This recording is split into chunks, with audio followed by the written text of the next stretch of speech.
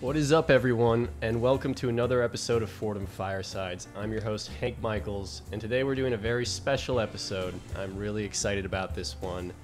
I'm here with Matt Peters, Hey. and we're going to talk about our top 10 favorite albums of this current decade so far. So this is from 2010 to 2017. We left out the current year just because we feel like, those albums might be too recent to have like a fully formed opinion on, like, to see where they might go on the list. So Matt, how do you feel about this idea? Yeah, dude, it was hard. So, especially with the 2018/recency albums, it's kind of hard to look back all the way to 2010 because I was like in middle school. Yeah, same. So, especially that stuff like earlier on, like I wasn't listening to at the Right. time.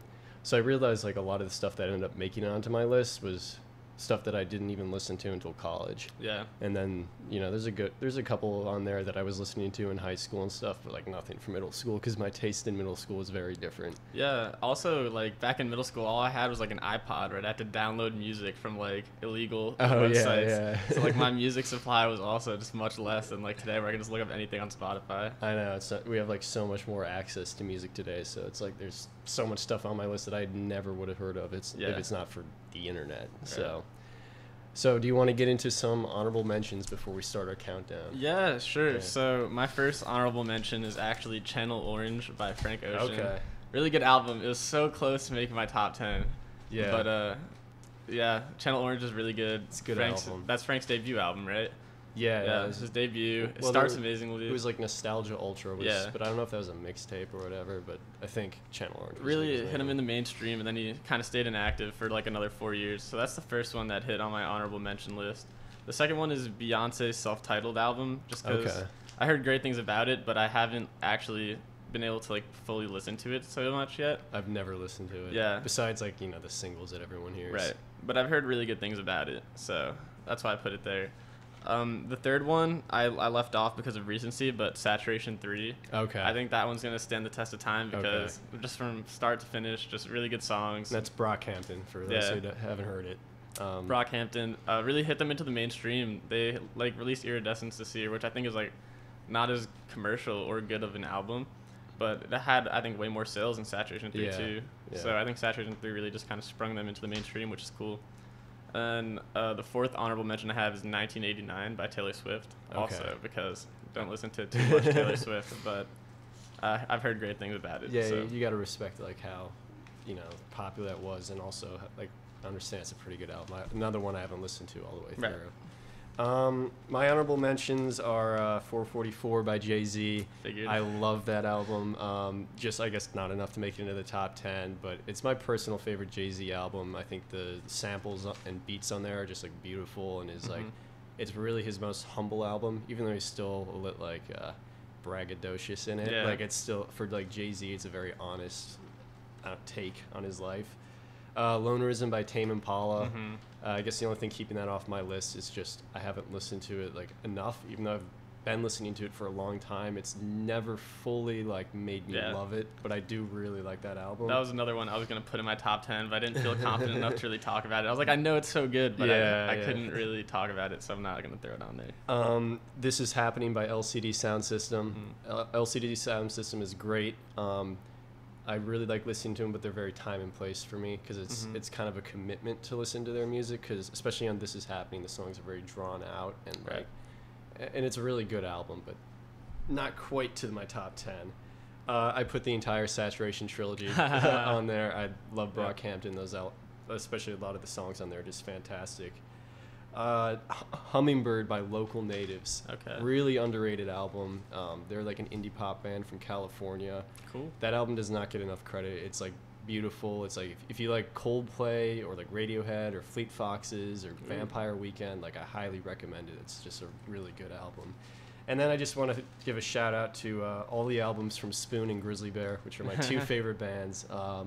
And those albums are all great that they've released this decade, but I just didn't think they belonged in the top 10 because that's like maybe too biased for me, but great bands. Listen to all their stuff. Just for like the record, it's like our 10 favorites versus like what 10 I have now are a little different. So I try to rate like what I think will last longer, what I think people will listen to in a few years, what's like objectively better music. I tried to find a balance between objectivism and personal taste. like everything in my top 10 is like albums that I do love. Right. But yeah, like not necessarily what I've spent the most time listening to though. So do you want to go first? Do you want to just read your number 10, then I'll do my 10? Yeah, let's do it. All right. So for my number 10, I have Acid Rap by Chance the Rapper. So the reason I have this one here is because first, really threw Chance into the spotlight.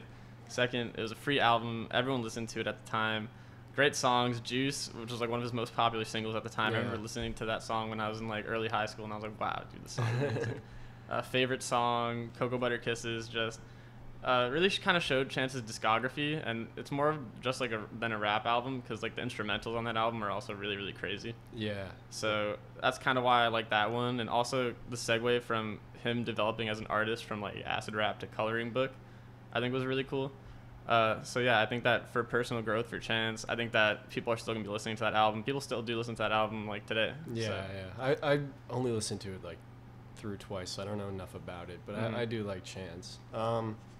My number 10 is An Awesome Wave by Alt J. Okay. This is their debut album. They're a British indie pop band. Their music is very weird, especially when you hear it at first. Like they use like these like weird instrumentals. There's a toy piano in there. They do like a cappella. It's like a blend of folk music and trip hop and like pop. And the guy's vocals are really nasally, so it can be like a huge turnoff for people that just listen to him for the first time. But when you really get into their music, like it's really like beautiful. There's great melodies. Their lyrics are really like visceral, and they describe like, I don't know, like some of them. One's about like the song Tarot is about Robert Capa, the war photographer. Ooh, they have a cool. song called like Fitzpleasure, which is about like Last Exit to Brooklyn might be the name of the book or something. So they do some crazy stuff with their music, and really recommend like getting into that one and then like listening to like getting past the weirdness and hearing like what great stuff they have in there. Cool. Yeah, I haven't listened to that one, but I'll definitely, whatever I don't have on my list or I'll mention, just like I'll write a note. Yeah. I listen to it after this podcast. But yeah, I guess for my number 9, I have actually a very recent album from 2017, but a Flower Boy from Tyler, the Creator. Yeah. I absolutely love that album. I thought that was the best album last year. Really? Yeah, it was really good. I thought it was better than Damn even, but it's very more introspective about Tyler, about his sexuality, about his relations, about what's going on in his mind. I mean, most of his albums are similar to that, but this one was kind of the most commercial and mainstream of the ones. See You Again, amazing. If you haven't listened to, he did a Tiny Desk concert featuring this album. I haven't seen it yet. Yeah, the instrumentals on this album are absolutely phenomenal. He has great features. See You Again is like one of my favorite songs of last year. 911 Mr. Lonely, another great song. It's a great song. Yeah. Just big range on the album. It's very long too, so you kind of can like listen to it fully, but not like the Kanye 7 tracks where it's like 30 minutes and you're done. So I think that the length and the consistency really kind of add to the album. Another one, I guess these two, but this Flower Boy even more, is just the heavy instrumentals, man. It's just like so good. If you haven't given it a listen, it's one of those albums where you should just listen to it from the start to finish, because it does very well segue into itself. Okay. So. Yeah, it's one I haven't listened to enough of, but I really like what I heard. And I saw him at Lollapalooza this year, that's too. awesome. Like a section of his show, but it's really good. My number 9 is a very strange album. I guess that's 2 for 2, but this is strange in a different way. It's called To Be Kind by Swans. Okay. Swans have been around since like the 80s, and they're known for like very experimental, like post-hardcore, like rock music. And To Be Kind is the one I've only like really listened to a lot of, but the way they structure their albums is like, it's like maybe 10 songs on there, but each song can range from like 10 minutes to a half hour long. And they're just building these layers of like heavy guitar riffs, like groovy guitar riffs, like sounds. Like every time the guy sings, it's always like weird and like shouty, and I don't know. It's a very heavy, like drawn out album, and it's not for like the impatient, because the whole thing is like 2 hours long. But it's like almost ambient too. Like it's a very like, it's something you really need to listen to. But when you do, like just listening to everything build up into these massive crescendos can be like one of the most fascinating things you can listen to like this decade. That's awesome. Yeah, very cool. I haven't heard of that album either, but I'll definitely give it a listen. Yeah, check it out. But I guess kind of segueing off that kind of helps for my number 8. I got Yeezus. I don't know. Is that in your top 10 or no? It's not in my top 10. Okay, If cool. we have any crossover, like, Yeah, don't spoil it, but just like, I don't know, like just don't comment on too much. Yeah. We're like, oh, maybe we'll talk about it more or Yeah, something yeah, like that. okay. Yeah. So I really like Yeezus because it was trap before trap was kind of big. Okay. So he started off the album with, I think Black Skinhead is the first song on the album. It's a second. On Site. Oh, On Site is the first. Yeah, you're right. But On Site and Black Skinhead kind of comes in with like the huge drums. Yeah. It's like his SNL performance of Black Skinhead is amazing. Blood on the Leaves is a fantastic song. It's great. It was one of the albums too where it got released initially and people didn't really like it as much because the sounds were so aggressive. It was much more like kind of punky, not even punk, more like metal-y. Yeah, it's like industrial style rap or something. Yeah, but it was kind of a rap in an era where rap wasn't really like that. Yeah. And it kind of brings it more back to the 90s where rap was more hardcore-ish, whereas in 2010 started to get more kind of poppy / mainstreamized. I don't even know if that's a word, but Yeezus Yeezus has its flaws, and I don't think it's for anyone either. I think that the sounds could be very off-putting, but it has huge hits. It has Bound 2 as well, which is like one of my favorite Kanye songs. Bound 2 is so good. Yeah, so for that reason alone, I also have a huge Kanye bias that I kind of tried to look past, especially recently because of all the stuff that's going on with the news of Kanye and delaying the album for 2 months. But I didn't let that impact kind of my decision. I think Yeezus really paved the way for what people look at as trap music, and I'm not really too sure how much Yeezus influenced Travis Scott, but I know Kanye and Travis have a pretty good relationship, so I imagine that they bounce work off one another. Yeah, I could definitely see that being a thing. My number 8 is High Violet by The National. Okay. Are you familiar with that? I'm not. The National is they're a great band, but their music is really it's like melancholy, like white collar rock music. That's cool. It's very slow.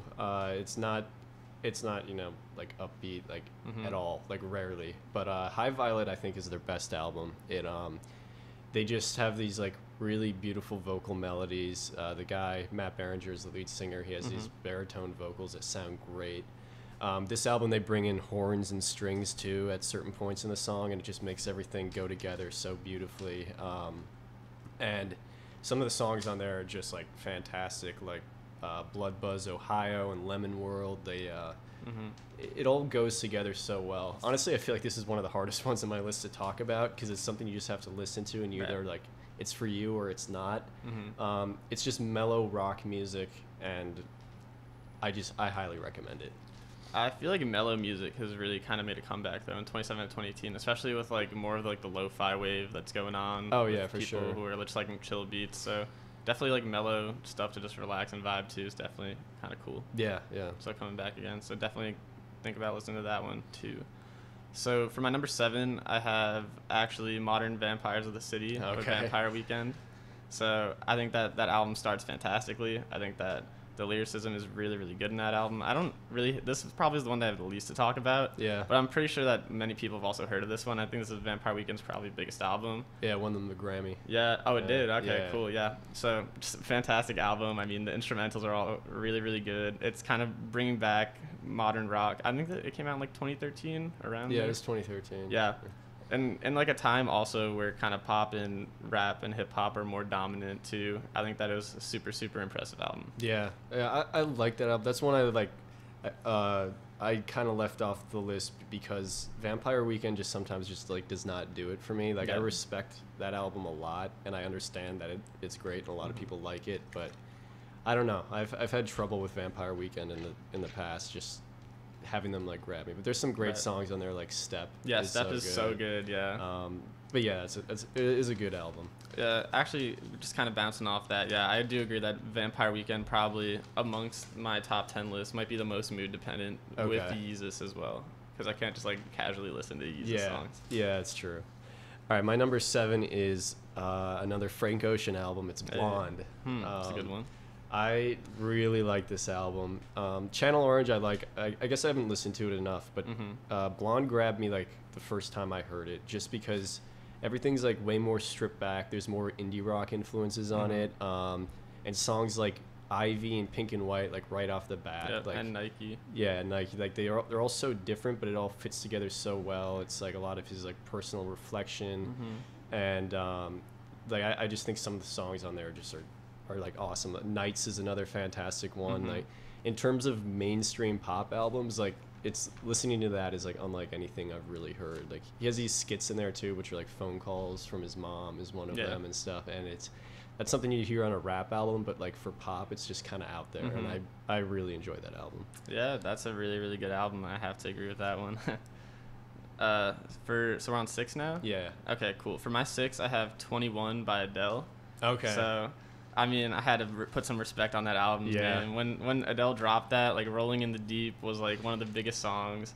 Adele's, like, one of the biggest artists, and the way that she influences modern-day pop is kind of unlike any other artist. She's, like, the Drake of pop, kind of, whereas Drake is constantly charting with whatever he would release in rap. Adele does the same thing with pop, except much less frequently. Okay. And yeah, so 19 is like her album before that, then 21. This one's much more kind of emotionally charged. Yeah. I'm forgetting other singles on that album, but I'm pretty sure. Set Fire to the Rain. Yeah, also huge when it came out. So. I really like that album. It's probably my favorite by her. I haven't listened to it in like a long time, but it's a really great one. Yeah, I actually probably hadn't listened to it since it came out, but then I was re-listening to it for this podcast. Oh, yeah. And her vocal range is also kind of unlike most people on this list for me. Her vocal range, just as like a singer, is probably like the most impressive. Oh, so, yeah, she's fantastic. Yeah. My number 6 is A Moon-Shaped Pool by Radiohead. Okay. Radiohead is another one of my all-time favorite bands. They're constantly changing things up with each release, all the way back from like OK Computer, which some people say is one of the greatest albums ever made. They followed that with Kid A, which was super experimental and very different. In Rainbows might be my personal favorite from them. But then they did The King of Limbs, which honestly I don't like at all. It's weird, it's very electronic, and it doesn't sound good at all. So they kind of came back after a long break with A Moon-Shaped Pool, and it's a lot more mellow. It focuses on more like acoustic guitar melodies and like quiet piano riffs and stuff, and it's probably their most mature album to date. It's I don't know, like it never feels repetitive. They open it up with like Burn the Witch, which has like these like really like crazy guitar strings, or sorry, like cello strings like going off, and after that, like it kind of like mellows out for the whole album, but each like melody on each of the songs is really memorable, really sticks, and it's a fantastic album. Yeah, I was looking at a lot of Radiohead actually for what I was going to put in my top 10, but I just wasn't familiar enough with Radiohead. Yeah, I mean, they've only had 2 this decade. Yeah. But definitely something I have to listen to more. And I was like, when I was looking at other top lists too, I saw a lot of Radiohead too. So I was like, I should consider it, but I really don't have like the. That's true. Yeah. If we did a list for the 2000s, though, that would be like littered with Radiohead albums. Yeah. For my number 5, I have Blonde by Frank Ocean. Kind of also a reason why I left Channel Orange off my top 10 list was because I didn't want to have 2 Frank albums in the top 10. Kind of unfair to him, but yeah, Blonde is just like such a good album. It starts Nike into Ivy into Pink and White are all just such 3 different songs, but they really showcase how Frank can go from like singing a melodic, just like song about people he loves to like rapping really hard on Nike. Yeah. To his vocal range as a hip hop / pop artist is so different than probably like any other modern day kind of rapper right now too, which is cool, which is also why he's sampled on so many songs in 2018 too, like Slide. Oh yeah, it's so great. Yeah, basically it's like also for this album as well, I feel like I can always listen to this album, like no matter really what I'm doing, except no, I can listen to this album all the time. There's always like a song I would be down to listen to from Blonde. The range from this album is crazy. It's so relaxing, but it'll hit you when you're happy, when you're sad. Frank Ocean's like vocal talent is just so crazy, and this album really highlights it. So yeah, it's sick. I also wanted to mention the song Pretty Sweet. It's so good. I love that. He brings in like this children's choir like towards the end of the song, and it sounds awesome. But yeah, we both like that album a lot. My number 5 is The Suburbs by Arcade Fire. I love Arcade Fire so much. Like out of all the bands that showed up on my list, like this is like my favorite one. Funeral, their debut album, is my favorite album of all time. And this album is probably their second best. It's fantastic. It's 16 songs, and it's like a concept album about growing up in suburban America. and it like really just paints this like vivid portrait of growing up and childhood and you know, living outside a city in a subdivision. Yeah. And there's also like themes of like dystopia in there too. Like they made this music video with Spike Jonze, where it's like this not post-apocalyptic, but like these like suburbs are like at war with each other, kind of like, you know, like a Hunger Games like teen thing that was all the craze like 5 years ago. But the songs, like they constantly are changing things up. Like they go from like their classic like kind of Reno rock style to like maybe an Americana song, and I don't know, like there's like so much in this album, the electronic elements, like it all works together so well though. Yeah, that was the last album I was listening to before it came Oh, out really? here. Yeah, I saw that, like, one of the most frequent albums when I was looking at top 10 lists of, like, the decade was The Suburbs. So I was like, I'll check it out, and I started listening with the first song, which is The Suburbs. I love that song. Yeah, really good song, and I kept going down, and I was like, this is really, really good. Yeah, so. And stuff like We Used to Wait and Suburban War, like, just, like, hit so hard. Like, they're really, like, powerful tracks. Like, great album. Great album.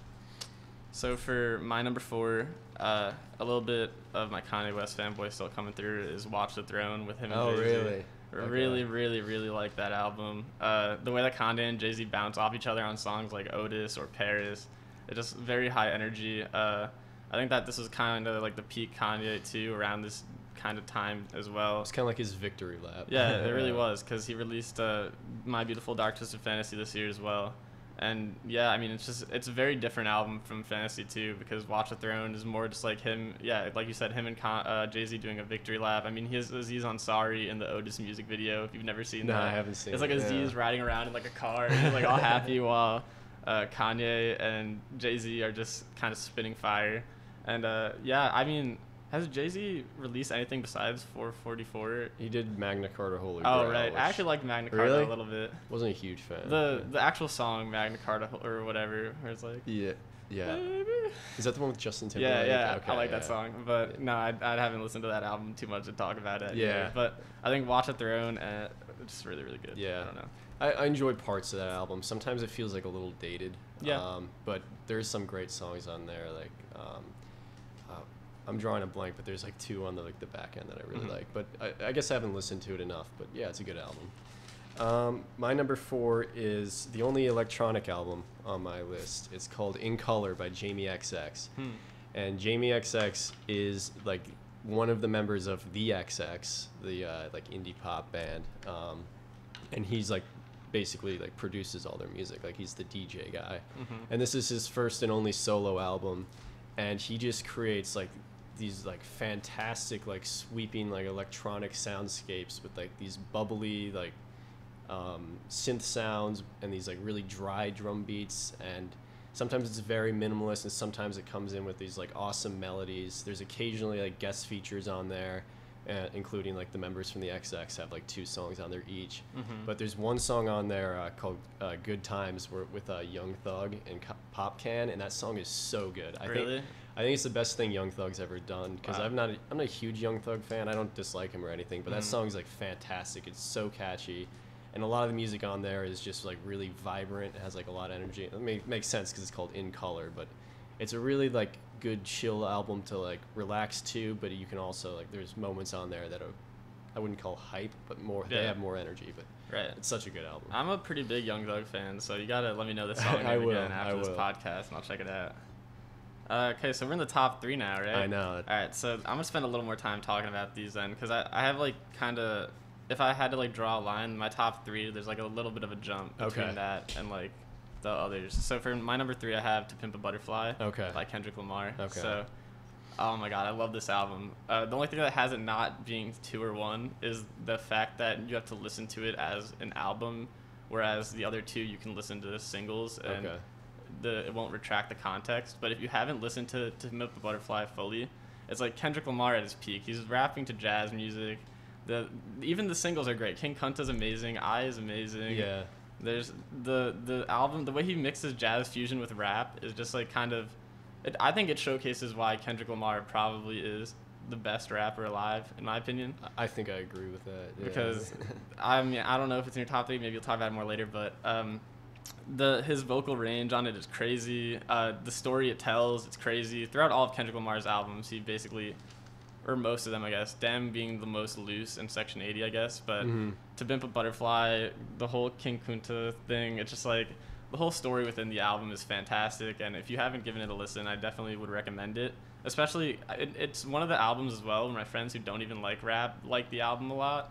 So, yeah, I'm forgetting more of the singles that I'm gonna go check my Spotify real quick so I can talk about it briefly for a little bit more, but because I'm just drawing a blank right now, but or we can also talk about it later. Okay. My number 3 is My Beautiful Dark Twisted Fantasy by Kanye West. This album is fantastic. I love Kanye. Like, he's released so many great albums, from like College Dropout. I love Graduation. I love Kids See Ghosts, which came out this year. And honestly, there's not really any albums from him that I hate. Even my probably 2 least favorites are like 808s and Yay, and I still like enjoy those albums enough. But My Beautiful Dark Twisted Fantasy was probably the first rap album I ever like really liked, and it's just like from the beginning it just hits so hard with dark fantasy, with like that "Can we get much higher?" It's one of the best intro songs of all time, in my opinion. It's great, and then like when that dies out and the beat comes in, and he's like, "I fantasized this back in Chicago." It's so good, and then Gorgeous is an incredible track. It's probably him and his like lyrical best. Like it's a song that I can listen to just for the lyrics and not worry about what else is going on, even though the guitar is fantastic. Power is probably like my favorite rap banger of all time. That song is just like gets me so hyped. Monster's incredible, and then when you get to the back where it slows down a little bit, like Devil in a New Dress, Runaway, The Blame Game, those songs are just like beautiful, and they're really like honest reflections of Kanye's worldview. Like, I think out of all the rap albums that I like, this one does like the best job of balancing like hits with also being really introspective and like a good look at like a powerful figure in the rap industry. Like it's really a great album. I love that album so much. Might talk about it soon, but for number 2, I got Good Kid, Mad City by Kendrick. So, but the race between number 2 and number 1 is really hard for me. But I put this one at number 2. It tells a story about Kendrick kind of growing up in Compton. It's really good. Pretty much every song is really good. I mean, it has his like traditional bangers for radio hits like Swimming Pools, but then it also has like Money Trees. It has kind of everything you would want in an album. Man, I'm blanking again, but Mad City is like one of the best songs of all time. I love Poetic Justice. Poetic Justice is so good. Every song on that album is really good. The album where he's getting his call from his dad about dominoes. Yeah, I love that. That's really great. Funny. Kendrick's kind of like big debut after Section 82. This album is a little bit more like him traditionally rapping harder rather than kind of To Pimp a Butterfly, which is more instrumental. But this is another album I have on vinyl, actually, and I just find myself listening to it all the way through. Even though for this one, it's good to listen to it all the way through. I mean, it tells the story about like Kendrick hanging out with Shireen. Like his first love. It tells basically it's just Kendrick's growing up in Compton with his family, with love life, with like robbing a store. Yep, and I think it's really good. He also, for his Mad City feature too, didn't want to rap about being in a gang, so he got someone who was in a gang to rap for him. Oh, I didn't even know that. That's why the feature's there. Oh, that's awesome. Yeah, so he can kind of have that perspective on the album. I believe that's the reason.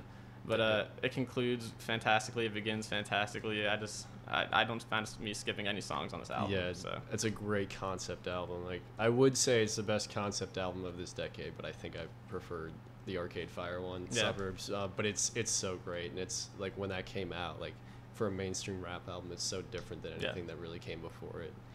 My number 2, little different. It's Bon Iver by Bon Iver. Okay, his self-titled album. Yeah, this album is like the most beautiful album I've ever listened to. It's so great. It's minimalist. It's like atmospheric. He's from Wisconsin, so I have that connection there, being from Wisconsin and all. But he like it just captures like you being in the woods and like watching the snow melt.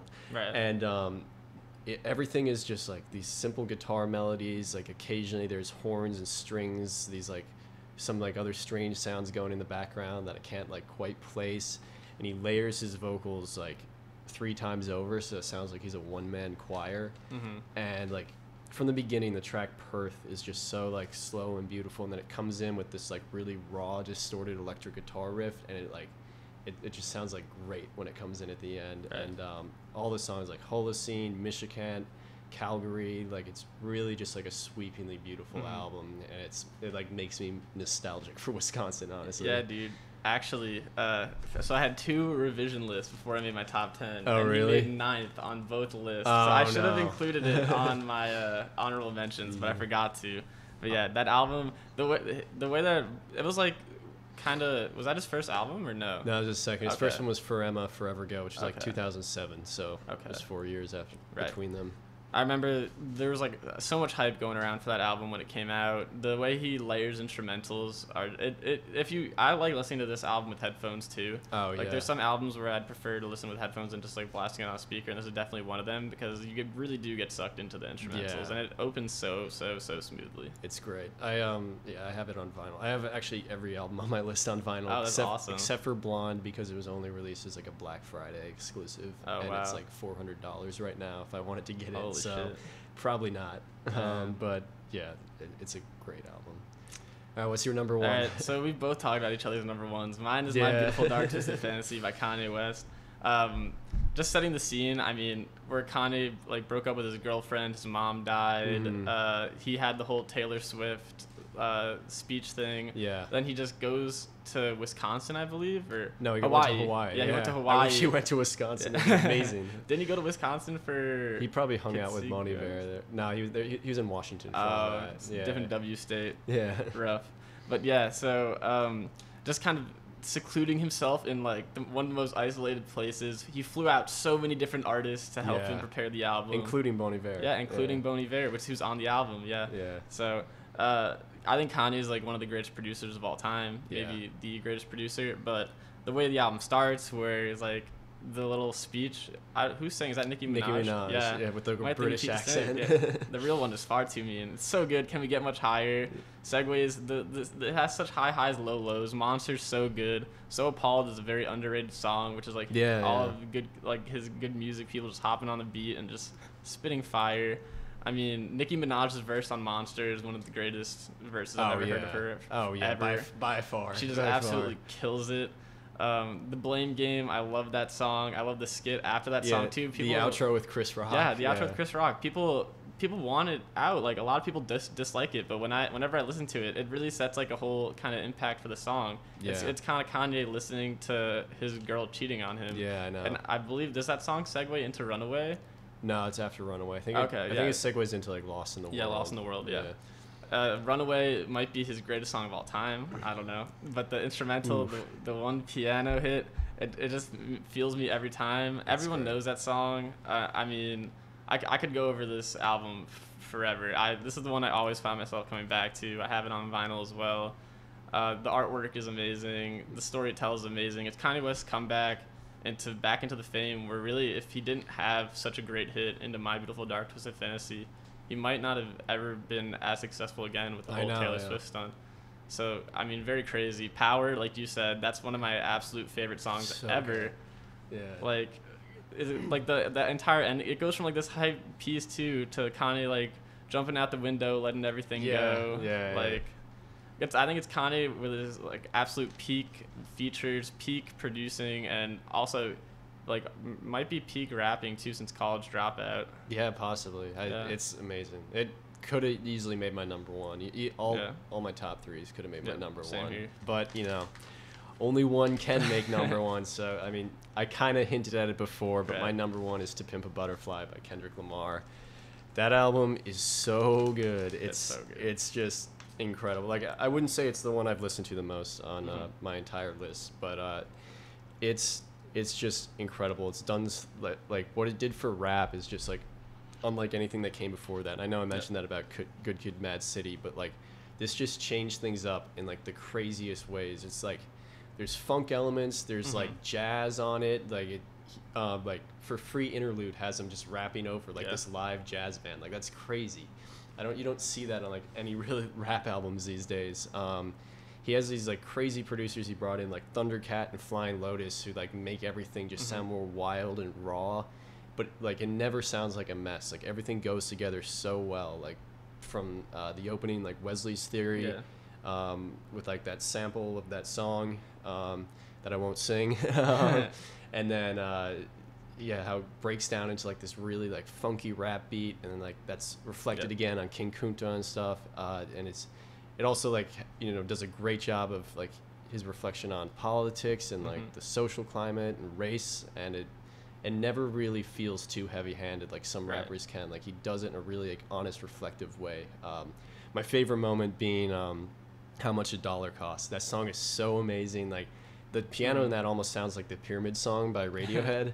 And it's just like, it's beautiful. And then he also is like reflecting on this like an encounter with this beggar he met in Africa who was asking for $1, and he's like, nah, I'm not going to give you money, you're going to use it on drugs. But the whole interaction ended up changing his worldview. I also love that was the first Kendrick song I ever liked, and I never really liked the studio version. I've only listened to that a couple times, but he does like this crazy live version on the actual album, and he's like saying like, everyone come up to the front and stuff, and they just like cut into the song and stuff, and the band has like so much energy in it, and then like halfway through he just cuts out and starts giving this monologue too. Like it's just so different, and it doesn't feel like a like a poor quality. Like it sounds like maybe he recorded it in a studio and made it sound like it was live, but it works so well. Like every song on there is just like fantastic. I think it might be the greatest rap album ever made. It's just it's in my contention. Yeah, it's really, really good. The only, like literally the only flaw I have with that album is that, and it's not even really a flaw, it's just an album that you really have to listen to from start to end. That's true. I mean, there's some songs like King Kunta where you can just listen to it solo, but the whole experience you get, because it really is Kendrick Lamar telling a story.